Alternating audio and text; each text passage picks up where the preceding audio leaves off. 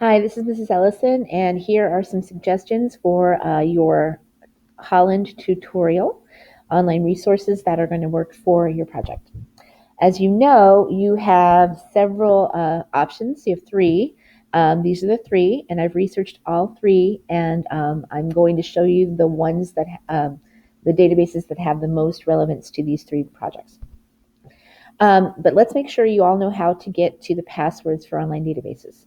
If you go to the BHS website and you go to library, there is a link to a page called online resources. This is what that page looks like. You'll click right in the middle of that page where it says online databases. That takes you to this Google Doc, which has the passwords for BHS students. You have to be logged in on your Frogwork account to see this page. So do make sure that you have your Frogwork account open. I'm going to show you these three different products in order. So we're going to start at the bottom with a product called ABC Clio Solutions. When you get to ABC Clio Solutions, it's got three different types of databases. For all three projects, the database you should choose is American History. Once you get to American history, it will look like this. Realize this is a slightly smaller database, which also makes it very specific for just history information. And I also want you to pay attention to the fact that it's also a textbook. So in some cases, there are video lectures that might have useful information. Obviously, you may not wish to watch a video lecture, so look around for transcripts of that video because they can give you the information in a quicker format.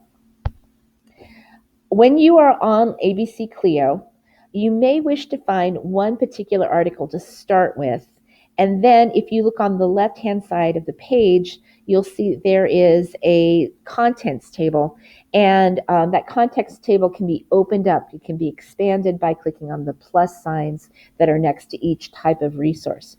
So I looked at the slavery article, so I just typed in slavery. I found a pretty extensive article that talks in general terms about slavery if you're still thinking about what you want your thesis to be. And then on the left, I was able to expand and see all kinds of different smaller topics within the larger concept of slavery. You can do this as well with Native Americans in U.S. history.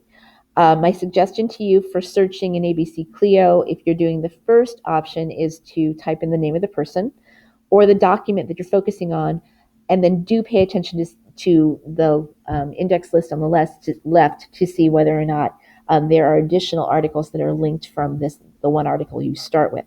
So you want to pay attention to how many other articles are connected to the first article I find.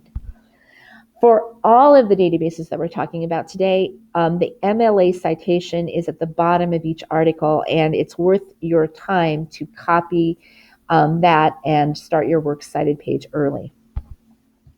The second one we're going to look at is called History Study Center. It's part of the ProQuest suite of products, which is at the very top in the yellow box. It's called Research Center. There are two ways to access it. When you're here at school, you can just use the top link.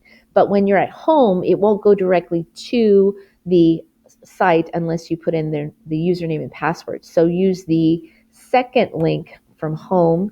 And if you have any trouble accessing this from home, a great idea is to send me a screenshot of where you wound up and how what it's not allowing you to access, so I can help you troubleshoot that. I have really good success when somebody shows me a screenshot of what didn't go right for them. I can usually tell you where to go to make it correct, because we want you to be able to access all of this information from home as well. So when you click on the link and you get into the suite of products, this is the list that you're going to see. We're going to start with the bottom one, History Study Center. When you click on that, this is what you get. And there are several different types of resources that are contained within History Study Center. And this is a database that's not just American history, it's all history, world history as well. So what you're going to want to do is you're going to want to search for something with a keyword, but recognize that the page that it's going to show you the results on is going to be segmented into study units, and then primary sources, and then general reference articles, and finally at the very, very bottom there will also be journals. So just pay attention to the fact that the results list is not necessarily separated out by relevance. It's really separated out by the type of resource that you're getting. I like the fact that History Study Center does have some reference articles. They're not always available in other resources, and I do appreciate this product for keeping those reference articles in there. So I would, if I were doing something, I would actually try to find a larger study unit on it. So this is the slavery study unit, and if you look at the left-hand column, it says jump to, and it shows all the different types of things that are linked within it. This is a larger product than ABC Clio, so it might take a little more scanning of a results list to see what is really going to be good for you. ProQuest is our most academic product, and I'm going to show you very quickly some ways of dealing with that. We're going to spend more time in class.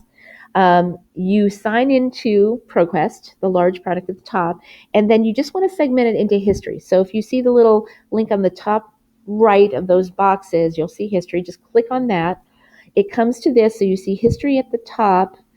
And the other thing you really want to do at this time is you really want to check that full text box, because you really want only articles that are going to give you the entire article, not just the abstract. I try really hard to make sure that I'm doing a really strong collection of keywords when I'm doing this. So if I were looking at a person and I wanted to talk about his impact on American history, I would definitely write in the name of the person. I would put quotation marks around their name. The quotation marks will help you put the two words and keep them together. So Benjamin Franklin's in quotation marks. American Revolution, since I'm thinking about his impact, is also in quotation marks. And because I know this is such a large database, I decided to throw in another keyword. I decided that I thought diplomacy was a very important thing that I wanted to talk about if I were doing a project on Benjamin Franklin. So I threw in that third keyword. This is what you get. You get a pretty large collection of results to look through, 158 in fact. I want you to pay attention while you're looking at this to the fact that there are little gray icons that will tell you the type of resource it happens to be. You're in 11th grade, so you probably can handle some scholarly articles from scholarly journals. So you see the little graduation cap there. Magazines happens to look like an opened magazine. So the first two results, if I were thinking about localizing my interest on a tutorial on Benjamin Franklin to his role of a diplomat in the American Revolution, I think the first two would actually be quite good and relevant. Note that when you actually open up the article and you're looking at the actual article, you are going to see at the top right the chance to grab the citation. So if you click Cite, it will actually open up a window that will give you the citation to copy and paste into a works cited. And at the bottom, it's doing something good. It's actually suggesting some other indexing terms that you may want to use to refine your search further. So take a look at those. Just for the people doing Native Americans and just for the people who are focusing on more contemporary issues within Native American cultures, you may want to go to another ProQuest product that's called SIRS. Many of you have seen this before. This is curating articles that are really, really newer, more recent, and that is worth actually switching over and trying this one out as well. Finally, there are some books. I've put them on display in the library, but you can also use the catalog. This one would work really well for people who are doing more of the people in the American Revolution and also more of the documents. There are probably some good books in our library. Some are on display, some are not. So that's my refresher for you if you weren't in class or if you needed to remember what I was talking about. Thanks for listening. If you need any help, I'm very eager to help you in the library. Thanks.